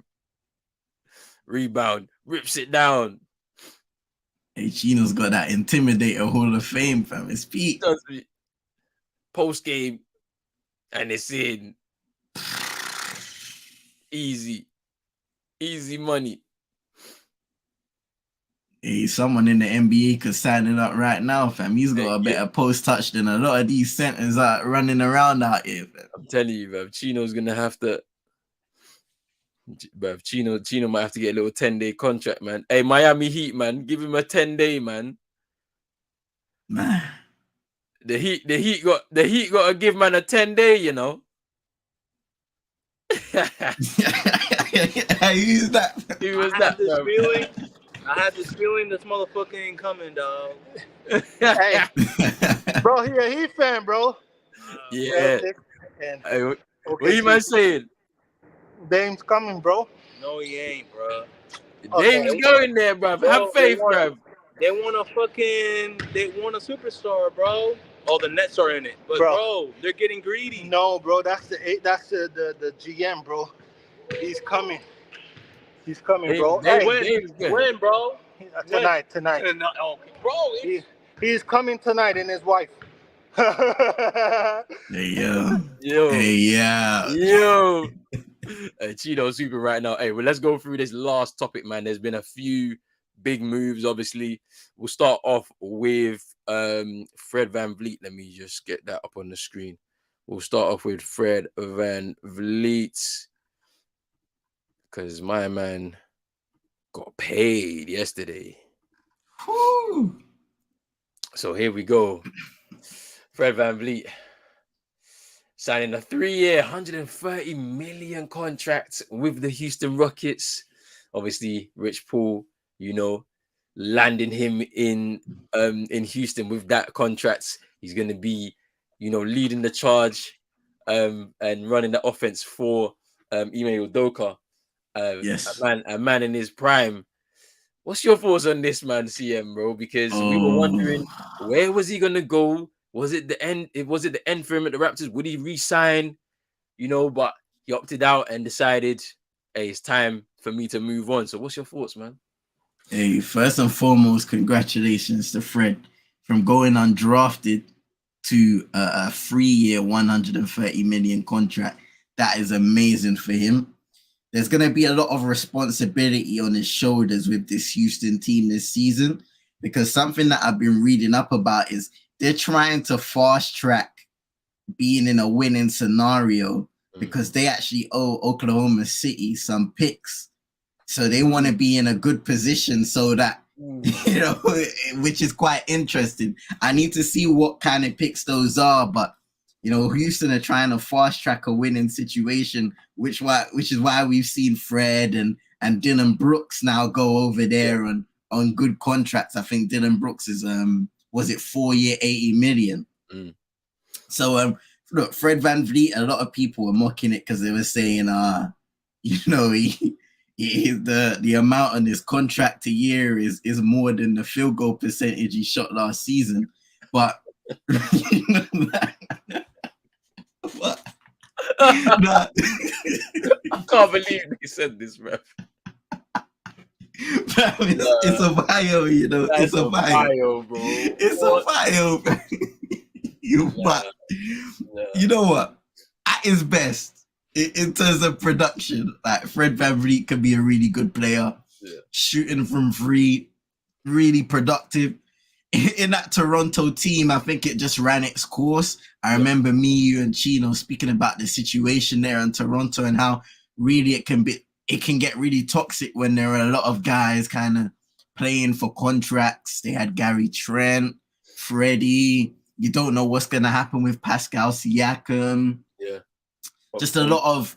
OG Anunoby as well. We don't know where he's going. Exactly. So there was a lot of situations there where maybe it turned a bit sour and toxic. We'll never know. But, Fred VanVleet has a massive opportunity now to play in a team where there are a lot of young players that need guidance. You look at Ime Udoka, that's a guy who can bring some sort of, direction to those young players. He was able to do that in Boston and bring them to the final, and we all know what happened there. But it's going to be interesting to see what he can bring with his defensive prowess and just his overall experience of being on a successful team now in Houston. He's going to have veterans like Fred VanVleet.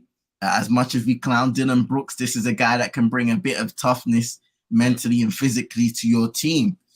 And they're going to have to rely on a lot of those young players improving and growing up really quickly. Going to be very interesting to see what happens in Houston overall. But I feel like already a lot of responsibility on the shoulders of Fred VanVleet, because you've got this massive contract now and you will be expected to produce at a high level, especially better than you were last season. So congratulations to him.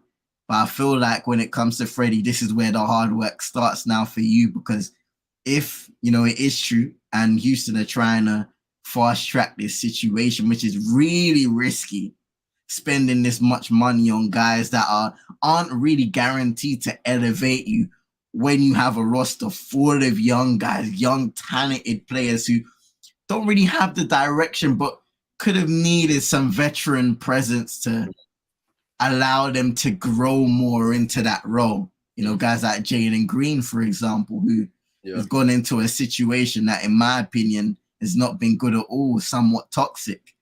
And, we've gone from the rumors of them potentially getting back James Harden to now getting VanVleet. So, yeah, interesting what's going down in Houston. I'm not sold over their roster, honestly, because I'm looking at them and the money that they're spending, and it's a massive risk.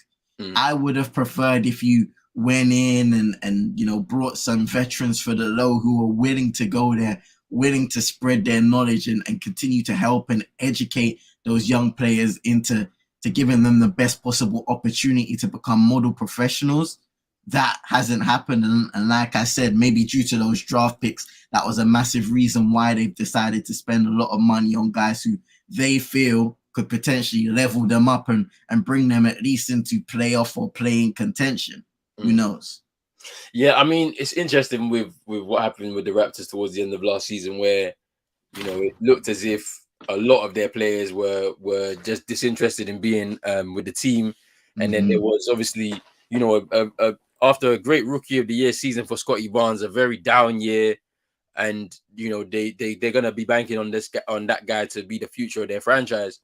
And some of the players, you know, and the coach, in fact, you know, a little bit stale after that championship run that they went on, and you know they weren't able to repeat, and so it just meant that, you know, they were kind of stuck in the East and just been kind of going down and down and down in level. That, you know, after reaching those kind of lofty heights. And Fred VanVleet, an ex-All-Star, you know, a player that, you know, at his best can offer a team a lot. Now it's about him trying to get back to his best. That Houston team, very young, but they've got themselves a very hard coach in Ime Udoka, who's gonna be pushing them to go above and beyond their levels that they may be expecting at such a young age. And they're going to have to grow up quickly. Now, I kind of liken them a little bit to the Memphis Grizzlies, in which they're a young and immature team, because we saw loads of videos last season of them kind of mocking the coach and, you know, and in certain points, and not really taking games seriously, too much ISO ball, and, you know, people not passing to each other and getting a bit selfish. So I'm hoping that Ime Udoka can straighten those things out. And then some of the players that they brought in, like the Dylan Brookses and VanVleet, can kind of push them forward.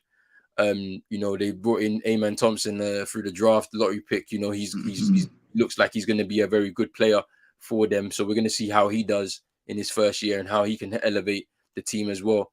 But yeah, I mean, look, I'm happy that Fred VanVleet's got the money. You know, especially as you mentioned, bro, undrafted as well. You know, going from undrafted to this is a huge jump. So it's testament to the work that, you know, he's putting over the course of his career. He's betting himself, and, you know, he's been able to do what he needs to do. So, you know, it is what it is right there. Let's move on to Kyle Kuzma. He signed a 4-year, $102 million deal to return with the Washington Wizards after a career year with the Wizards last year, you know, leaving the Lakers, you know, and he took a shorter deal. We took a shorter deal with the Lakers 3 years ago, and now he's cashing in with the Warriors.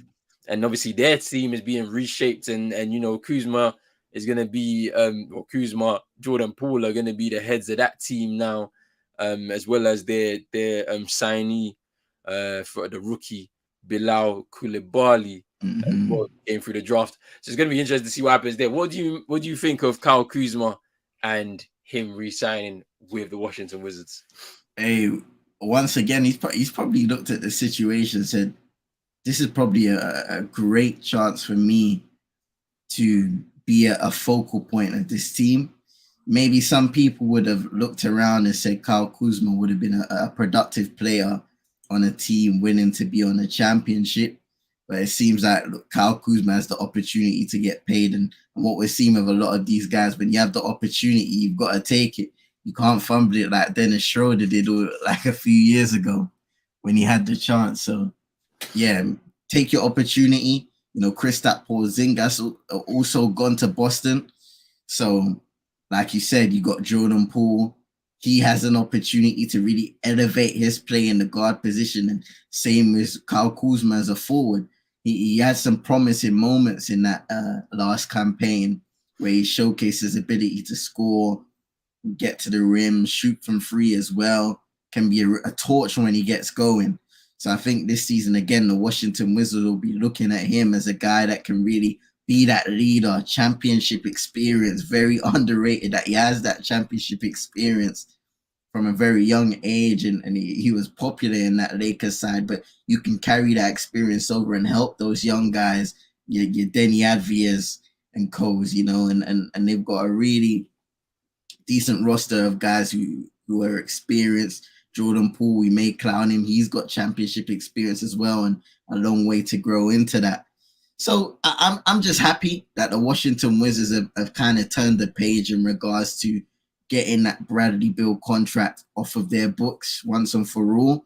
They made a massive mistake in re-signing him and giving him the power in that no trade clause. I think everybody looked at that moment and said before he even re-signed that massive max contract extension, they should have said, you know what, maybe it's time we rip it all up. But, no time better than now. You're allowing Kuzma to go into that role. You're allowing guys like Jordan Poole to go into that role. Of course, Bilal Koulibaly, he's a guy who in the draft really emerged late, and he has the talent and skill set to be a very productive player potentially now, but definitely for the future in that Washington franchise. And they even traded draft picks, I believe, with Detroit to get him. So that will be interesting, and I'm excited to see how that works out over time. Yeah, I mean, they've reshaped their squad a little bit. Even Tyus Jones has gone in there from the Grizzlies as well. I'm interested to see how he does, because it looked like he was going to be the starting guard for them. Jordan Poole comes in. I wonder how they're going to pair them up together, so to see who's going to be more the point, because I like Tyus Jones. I think he's a really, really good player. So let's see what happens with that squad and how they move forward together. We got to move on to Desmond Bane, because he signed his rookie max extension, a 5-year, $207 million rookie max extension. And now they've kind of secured their core for the foreseeable future in Ja Morant, Jaren Jackson Jr., and Bane now. So with him making this step up, obviously this season, he's now signed that max extension. So what do you think of Desmond Bane, adding to the other two mainstays in their team to go long term with the Memphis Grizzlies? Yes. Well, it's going to be an interesting first 25 games for the Memphis Grizzlies without Ja Morant. And I'm sure they'll be looking at this guy in Desmond Bane to step up and really take a leap in terms of being able to have more touches on the ball, more shooting opportunities. I'm a big fan of Desmond Bane because he's a competitor. He can be an absolute lights out shooter when he's on song, and we've seen that from time to time as well.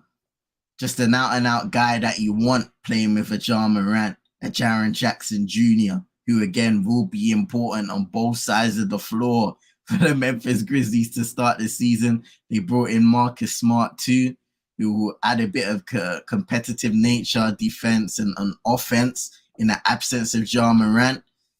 People have been bringing the comps between him and Tony Allen at certain points of their Memphis career, both coming over from Boston as well. So that's an interesting thing there. But, congrats to Desmond Bane getting that max contract. The development from him in general, I mean, we speak about Ja Morant a lot of the time, but Desmond Bane, since his first year in the NBA, is gone leaps and bounds as a player, improved in at all levels, and definitely deserves this.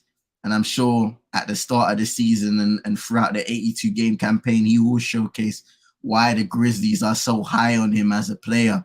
5-year, 207 is a lot of money, but I feel like a player of Desmond Bane's caliber deserves to be given that kind of opportunity. And, despite all of the off-court distractions, I'm still a big fan of this Grizzlies team. And I feel like with a bit of, growing up, with a bit of just a lack of chaos, they could actually do something big in this Western Conference, and they will continue to grow. I mean, they've also added Derrick Rose to their team as well. So, a bit more of experience there. They want him on the floor, so he's not going to be, sitting on the bench and warming that like he was in New York. So let's see what happens there with him. But for Desmond Bane, I feel like, Desmond Bane is a player I like with the Memphis Grizzlies, man. He's a pure shooter of the ball. He can play make a little bit. We have to improve on that a little bit as well in the absence of Ja Morant, as you mentioned. And defensively, he's part of that kind of grit that they've got as a perimeter defender as well. So it's going to be interesting to see how he steps into a kind of leadership role, because these three guys that they've signed to these lengthy contracts, they're going to be there for the foreseeable future. So they're going to have to become leaders in that team. They're going to have to, and as you said, they're going to have to grow up quickly. And, to fast track that, bringing in two veterans like Derrick Rose and Marcus Smart, they're going to have to learn off of them very quickly, because, those two guys are not going to say on borrowed time, but they're creeping up there in terms of them moving on. And those guys that they've signed those lengthy contracts, Desmond Bane included, they're going to have to grow up and be the main men there to help their team get into a Western Conference semifinals and finals and beyond. But it's going to be interesting to see what happens. Obviously, Jaren Jackson Jr., Defensive Player of the Year last season. Ja Morant, an all-star already in his career, needs to clean up his act a bit more. But Desmond Bane, I think, is deserving of that contract that he's received. And let's see what he can bring to this team next season, and can he step up another level for them. Now, we got to move on to Tyrese Halliburton, because he's signed himself a 5-year maximum extension contract that could be worth up to $260 million. And now it kind of ups his status as the franchise face. And they've made a few moves that have kind of, strengthened the team a little bit more. Chris Duarte has gone out to the Kings, and they brought in Bruce Brown, on a big contract. I think it's 2 years, 45 million or something like that. So, it's going to be interesting to see what happens as they continue to build during this offseason, to try and see if they can push for a play-in spot and into the playoffs potentially. What do you think of Tyrese Halliburton, agreeing on this 5-year, something up to $260 million? Hey, this is his team, Indiana Pacers. Since being traded there, a part of that deal, he's gone from, growing in leaps and bounds. He's showcased being one of the best playmakers in the league. Scoring wise, he showcased that he can go toe to toe as well on any given night. Just been really impressed with Tyrese Halliburton and his development, especially in Indiana. You bring in a guy in Bruce Brown, who's the ultimate competitor, fresh off a championship. Denver really wanted to bring him back. I mean, Coach Malone in the celebration said Bruce Brown is going to be coming back. Nah, he ain't coming back. So they've gained a really good player there. And I think for Indiana, you secure your guy and you've got a lot of decent players already on the roster. So it's about how are you going to make that next step up for them? Because I don't think you're going to be looking at seasons where you want to tank and get that draft pick. So it's going to be interesting to see once again what moves they're going to take in order to really elevate themselves in the Eastern Conference. Because I really feel like there are positions to be got at, especially in the Eastern Conference. In the West, it's a little more tight.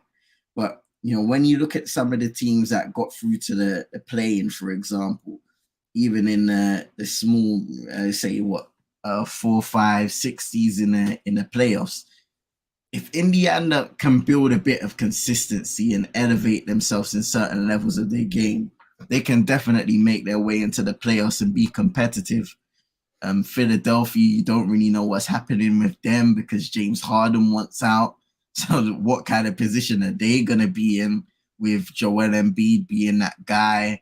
I'm not sure if you saw Tobias Harris's comments the other day as well. He was kind of saying Sixers casuals don't know what they've got in me. But when I look at Tobias Harris, look, it is kind of a shot on the player. But in the end of the day, for the talents that you do have, do you really give what, your paycheck feels like you should provide? So that's the only question I'm asking.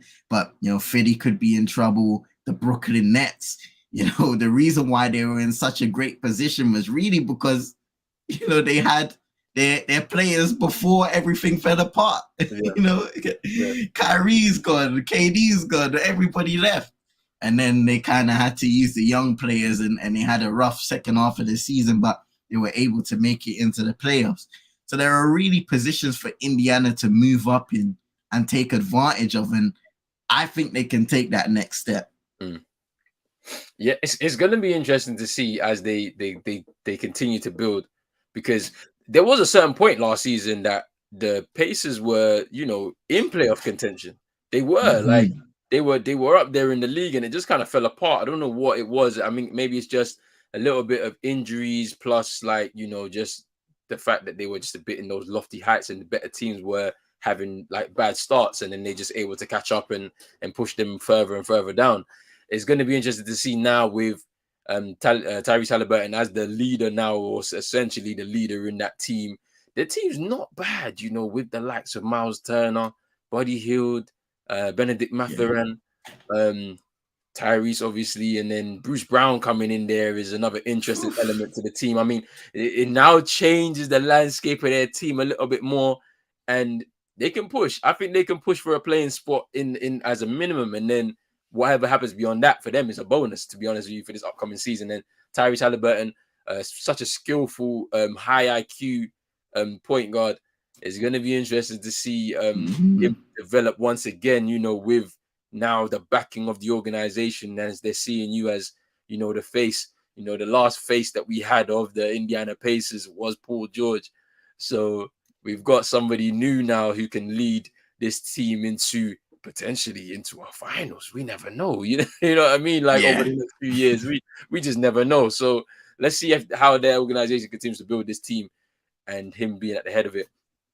All right, final topic, and we'll be very quick on this one. Max Strus, you know, leaves the Miami Heat and goes over to the Cleveland Cavaliers. He signs a 4-year, $63 million signing trade with the Cleveland Cavaliers. The Heat get a second-round pick, and the Spurs acquired Cedi Osman, Lamar Stevens, and a second-rounder. So it was a 3-team trade. And Max Strus goes to Cleveland as they're trying to bolster their squad after a disappointing end to their season, you know, with such promise. We were thinking, ooh, the Cavs, you know, don't sleep on them. Donovan Mitchell comes in even before we said don't sleep on them. And now Donovan Mitchell, you know, gets a bit more help with Max Strus, Georges Niang also moving there from the Sixers. What do you, man, think of Max Strus, you know, joining they got themselves a shooter, a guy who, you know, proved as well he can put the ball on the floor, and he was a reliable guy for the Miami Heat. Of course, his playoff run didn't end in the best manner, especially with his scoring output really decreasing and efficiency as well. But it was the same with a lot of the other guys, to be fair. The Denver Nuggets just did a superb job of stifling their perimeter guys and really making it hard for them to score on the offensive end. But, you know, Max Strus, a guy that can, you know, light it up from three, put the ball on the floor, get inside, lay up mid-range. So a really good pickup for them. That playoff experience hopefully would have been valuable for your guys like Jarrett Allen, Isaac Okoro, Evan Mobley, for example, because, you know, once again, it was kind of a funny quote from last year where Jarrett Allen said the lights, you know, they were a bit too bright. But hopefully that experience will help them elevate, because, you know, you brought in a guy in Donovan Mitchell last year, and I think in terms of him doing his job, so far so good. Now it's about taking that next step, and when you bring in guys like that who add experience and add a bit of toughness as well, and Max Strus, Niang as well, really good shooter from beyond the arc, you're elevating your team's chances of being a better team than you were in the prior season. And a lot of that stands on your Garlands, your Donovan Mitchells, in being consistent and becoming better players, especially Evan Mobley, because in the playoffs he struggled with the level of physicality. So I think in this off season, you've got to work on that. Jarrett Allen being a little more available because he struggled with injuries in the past couple of years, just expanding upon his game as well, and Darius Garland too. You know, how are you going to navigate around that physicality once you get into those moments, improving your game so that you're not that much hampered when you are dealt with those, you know, situations of adversity? Yeah, I mean, Strus had a pretty poor final showing for the Miami Heat. But I think his overall career with Miami, you know, is valuable experience that he could be able to add to the Cleveland Cavaliers. And obviously, you know, his performances have, you know, eventually given him this deal that, you know, gets him a far greater amount of money than maybe he would have ever expected, you know, going undrafted. And yeah, the Cavs needed some additional experience to kind of bolster that squad. I feel like, as you mentioned, you know, the guys were lacking in playoff experience, and we knew that going into the playoffs. And then obviously, I don't think the Donovan Mitchell alone would have been enough to you know, guide them. I thought maybe it would have, but when we were watching the games against the Knicks, it was pretty evident that this team was still a far way off from, you know, being a true challenger like they have been over the years in the East in the playoffs. So it's interesting to see them make this move with Max Strus and also with Georges Niang and a few other moves and kind of changes in their squad and their roster. So it's going to be interesting to see how that moves into next season. Will they be able to step up another level and go into a second round of the playoffs? Because they will definitely be a playoff team again for sure. The Cleveland Cavaliers, provided everybody is healthy, of course. And Max Strus is going to, you know, bring that valuable experience, Eastern Conference champion and finalist, NBA finalist, like, you know, so he's got relevant experience that's going to help fast track this team to, you know, move up another level. It's whether he can also be a starring man, you know, on that team to be able to take them to that next level as well, alongside the likes of Donovan Mitchell and then, you know, Darius Garland, Evan Mobley and the likes. So look, happy for Max Strus. He got himself some money after some great performances for the Miami Heat. And now he gets to do it over in Cleveland. So it should be interesting to see what happens right there. But I think, hey, we got to end it right here, man. It's nearly 2 hours of some NBA free agency trade talk. You know what I'm saying? Big up to man like CM as always, man, coming through after the WWE stream. Blessings, bro. Hey, we got a lot of stuff to do over this off season because we don't have no basketball until October, middle of October. So you know, next week is the beginning of Summer League. We'll be showing not every single game. We'll be just picking some games here and there, get the run of some of these young talents. Obviously, Victor Wembanyama is going to be playing some Summer League games. Brandon Miller, Scoot Henderson, the Thompson twins, they're all going to be involved in it. So we're going to get a look at all of them guys as well. And then we're going to be doing some watch-alongs, as I said, previous finals over the last decade. Do some watch-alongs for those, so it should be interesting as well. We won't be doing them late nights. We'll be doing them during the day because, you know, we have control. You know what I'm saying? Over that. So it's going to be interesting in that. Big up to man like Drizzy just coming in here at the end. Big up to man like Drizzy in the building. Man like Chino right now is hooping right now. So he's shooting the hoops. He's a bit busy right now, but hey, big up to Chino as always. We will be back very soon, people. Summer League will probably be doing one of the first few games in Summer League for next week. So make sure you stay tuned to that. Make sure you're hitting that like button, that subscribe button as well as review. And people, we are out. Peace.